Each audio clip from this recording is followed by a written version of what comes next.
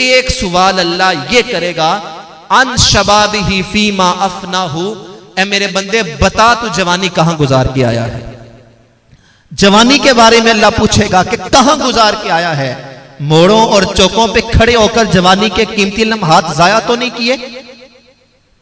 College और university के gate पे खड़े होकर अपनी जवानी की कीमती लम्हात को और अपनी निगाहों को पलीद तो नहीं करता रहा। अपनी जवानी के लम्हात को सोशल मीडिया की गंदगी और गलास्तें देखते हुए गुजार तो नहीं आया। अपनी जवानी किन कामों में गुजार के आया है, अल्लाह पूछेगा। एक एक अमल का हिसाब देना पड़ेगा। जवानी किस चीज का नाम है?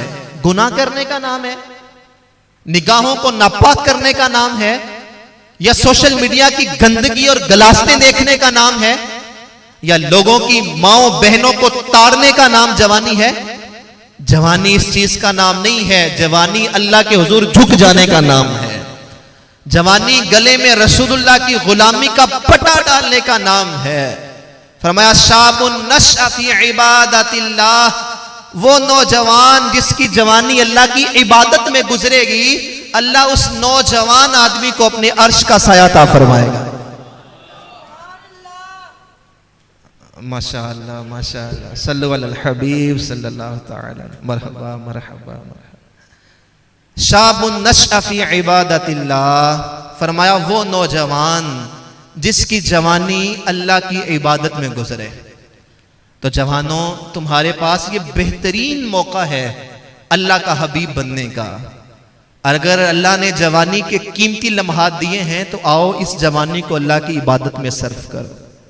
बनी इसराइल का एक शख्स था और हुजूर अलैहिस्सलातु वस्सलाम अपने सहाबा को अक्सर उसका वाकया सुनाया करते थे। उसका नाम किफल था।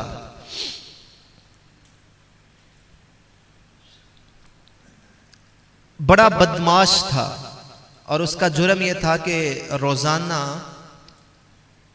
एक नई औरत उसके बिस्तर की जीनत बनती। एक दिन किसी गरीब बाप की मजबूर बेटी को 60 दिनार में खरीद के अपने घर ले आया और रात की तन्हाई में उसके करीब गया तो देखा कि उस औरत का वजूद थर थर कांप रहा है और उसकी आंखों से आंसू जारी हैं। किफल ये समझता था कि शायद उसके बिस्तर तक आने वाली हर औरत बेहया और बदकार होती है, लेकिन जब उसने उस औरत की इस कैफियत को देखा तो कहने लगा कि तेरी ये कैफियत क्यों है। कांपते हुए लहजे और सिसकती हुई आहों के साथ उस औरत ने कहा कि किफल, ये ना समझना कि मैं बदकार औरत हूं, मुझे मेरे बच्चों की भूख तेरे तक ले आई है, मुझे मेरी भूख तेरे तक ले आई है। याद रखना कि जब मालदार सरमायादार लोग गरीबों को उनका हक नहीं ना देते तो फिर गुनाहों के बाजार आम होते हैं, फिर बाजारे हुस्न सजते हैं जब इनका हक इनको नहीं दिया जाता। और हम अपनी दौलत का मुंह वहां खोलते हैं जहां हमारे नफ्स को तस्कीन मिलती है, जहां हमारे दिल को सुकून मिलता है। हम दौलत लौटाते हैं तो कहां कुत्तों की लड़ाई पे जाके, हम दौलत उड़ाते हैं तो कहां बेटे की शादी पे फायरिंग करके, और फिर फख्र से बताते हैं कि देखो मैंने अपने बेटे की शादी पे 2 लाख की तो फायरिंग ही कर दी थी, ये मेरे घर का मेन गेट जो यही तो 6 लाख का बना है।